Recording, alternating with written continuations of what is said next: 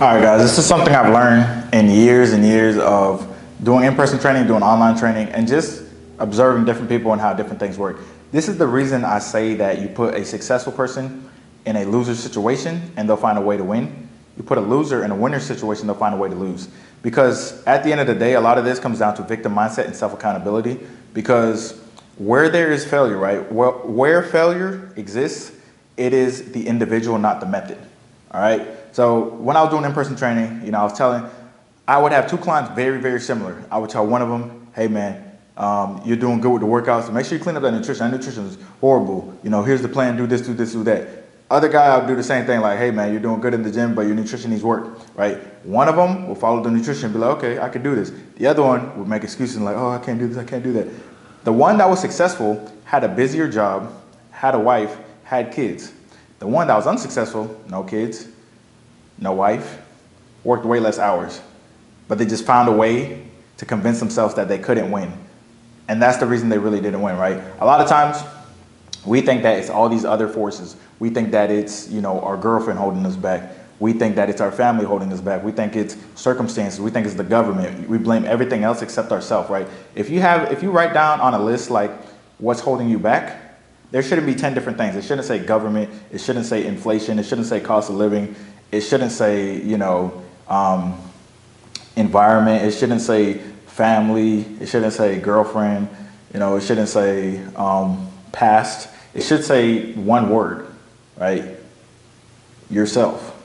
That's what it should say, because you're the only person that can hold yourself back. Nobody else can hold yourself back. At the end of the day, when you don't work out, it's you not working out, not somebody else. It's you not working out.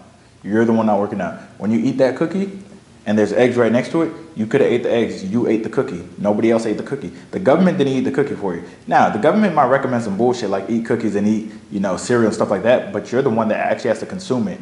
All right? So here's what you got to realize. Your mind is very, very important. Like controlling your thoughts is very, very important, because here's the thing. If someone tells you something and you believe it and it's negative, that's going to affect you, right? If someone tells you something negative but you don't believe it, it's not going to affect you. All right. So that's why you got to be very strong in who you are, very, very strong in who you are, and realize that, when you set a goal, actually follow through on it and actually be consistent with it, right? Because when I first started my journey, I was thinking over and over again, I'm going to get lean. I'm going to get lean. I'm going to get lean. I'm going to put on muscle. I'm going to put on muscle. I'm going to put on muscle over and over again. I'm going to execute. I'm going to execute. Just saying it every single day. Everyone around me would doubt me. But if someone was like, you're not going to put on muscle, you've been like that your whole life, I wouldn't accept that. If I did accept that, I would quit and stop. But I didn't accept that. I was like, let me keep going. All right. I didn't have that victim mentality. I was like, I control this shit. All right. I control. When you really take control of your life, you take control of your decisions, then you can be like, I control this shit. You got to remember this, guys. A lot of you guys are so focused on the output. You're like, I want that body in 6 months. I want that body in a year. I want to look like C-Bum in 3 months. All the outputs, right? But you're not paying attention to your inputs. How did C-Bum get to looking how he looked? Years and years of consistency, some training tests and other shit, but years and years of consistency. Of course, good genetics, but years and years of consistency with nutrition, different coaches, intense workouts, not missing a workout, not missing a meal, right? He focused on his inputs, all right? He didn't know how high his outputs would go, but he focused on his inputs and he saw where they could go, right? A lot of us aren't reaching our potential because we're like, okay, if I don't look like that if I don't look like that in 6 months, I quit, right? In reality, you should be focused on what you're doing each day, because if you really break it down to its micro level, it's like, okay, I'm eating like shit. I'm not drinking enough water. I'm not hitting the gym consistently. I'm playing too many video games. I'm watching the hub too much. These are your issues. You're smoking weed. These are your issues. Your issues are not, oh, I don't have the genetics. Oh, I don't have this. Oh, I don't have that. Focusing on what you can't control is how you never reach your goals. Focus on what you can control. A lot of people focus on what they can't control. Yeah, man, if someone else was president, we'd be good, man. If we just had Hillary in office right now, we'd be good. And just random shit like that. Like, listen. At the end of the day, since like 1960, I'm pretty sure they've been complaining about the president. All right, the president doesn't control what you eat on a daily basis. The president doesn't control.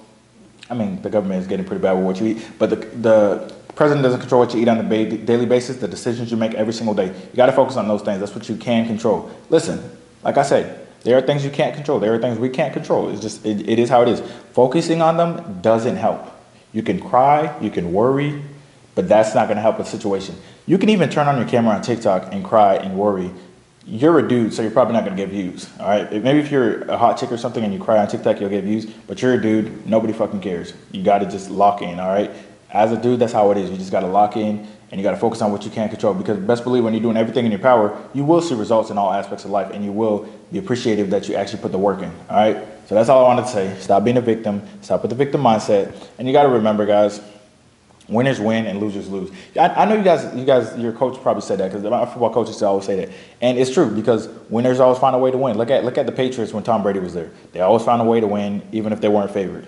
That's what matters, guys. Is finding a way to win. Like when you think positively, you see opportunity. When you think negatively, you see obstacles everywhere, right? Where you could show a winner and a loser the same situation. The winner will automatically be thinking, how do I get out of this? How do I get out of this? The loser will already be thinking like, I give up, bro. This is way too crazy, dude. This wouldn't happen to me. You feel me?